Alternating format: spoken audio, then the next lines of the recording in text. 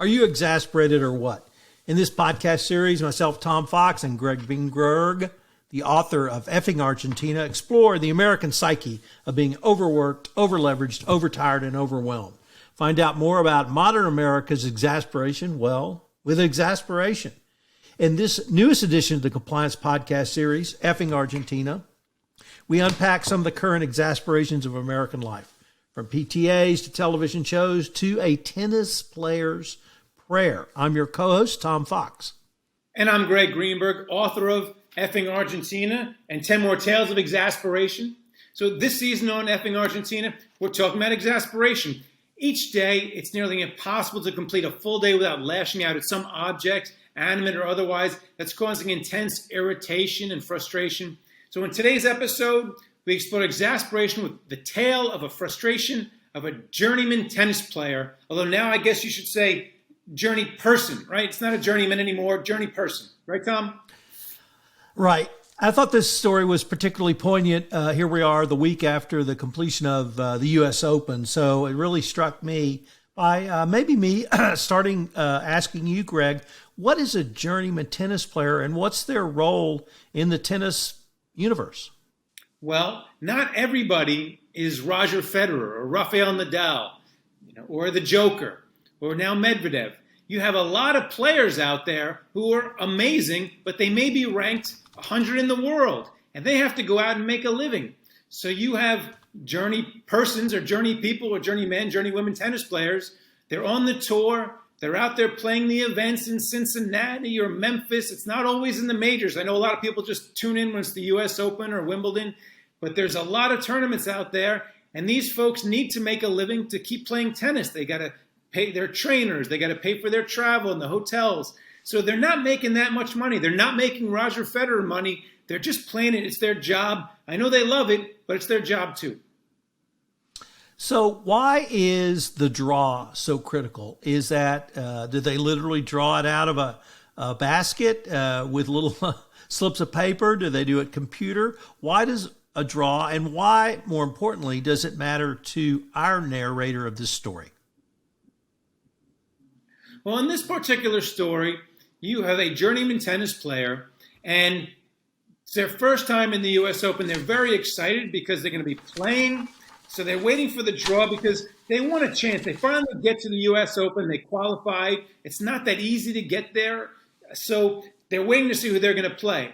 And they're watching the draw, and you think about the players you don't want to play. You don't want to play a Rafael Nadal generally right off the bat because you're going to get beat up, or a Joker. But this particular player says, something, I'll take playing Rafael Nadal. I'll take playing the Joker. Give me anyone. Just don't give me Roger Federer, because generally people will root for the underdog in a tennis match. They'll root for David against the Lion. They'll root for was it Daniel against the Lion, right? They'll root for David against Goliath. So, but generally when Roger Federer plays, everyone roots for him, even though he's the overdog, not the underdog. And that's the journeyman player's prayer in this particular tournament. Please, he says, please, I don't want to play Roger Federer my first time getting to the Open. Well, then let's focus on Roger Federer. And my bias here is I love Roger Federer. I consider him one of the greatest. But there's obviously some things that drive our narrator crazy. What drives him crazy, and why does he really not want to play him when the same thing would happen if he played Nadal or any of the other greats? Well, because everybody loves Roger Federer. It's kind of like Derek Jeter in New York. Even Met fans like Derek Jeter. So this journeyman tennis player is saying, I don't want to play Roger Federer because even my mother will root for Roger Federer against me. And this is my first U.S. Open. So that's what when the draw is coming out, that's when this particular player is saying is anybody, just Lord, anybody except Roger Federer, because even guys like Tom Fox down in Houston, they love Roger Federer, and I'm the underdog. You're supposed to root for the underdog against Goliath. You're supposed to root for David, aren't you? So there's a couple of references in this story that really struck me, and I thought about a lot, probably much more than I should have. The first time I read the first reference I'm going to read, I could see you smirking in your chair as you typed it. The second time I read it, I could hear your laugh.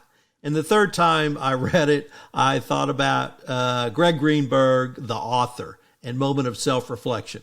And that first reference was to Kobe Bryant.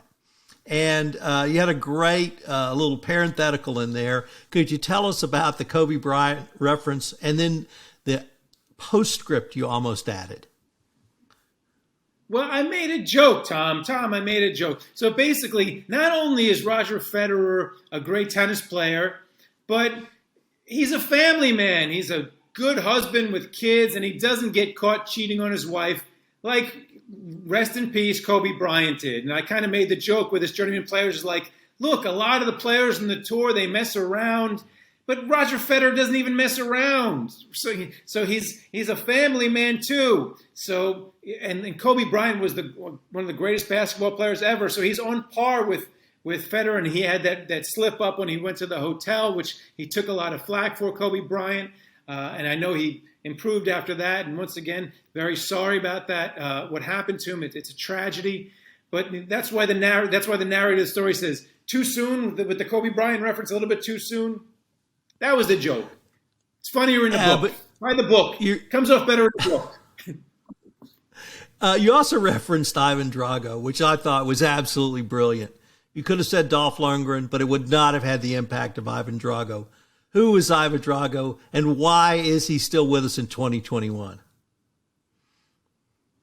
Well, it's funny because when I used to watch tennis, Ivan Lendl used to be the Ivan Drago. He was like I know he wasn't Russian. I think he was Czech, but Czechoslovakian. Back then it was Czechoslovakia. Now it's just Czech, right? And the Slovakia, they're two different countries. I'll check a map after this podcast.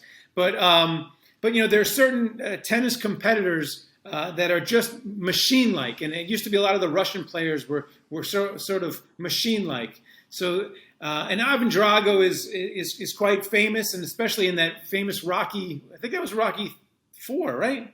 Yeah, it was Rocky IV when Rocky fights. No, it wasn't 5. It was 4. 3 was Creed.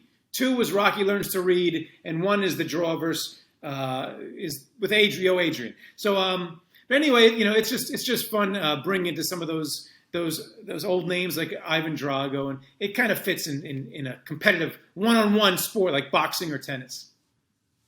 So, Greg, for our quote today, I chose one that comes from our narrator, and it's, quote, "And the worst part is I want to smell like him too," end quote.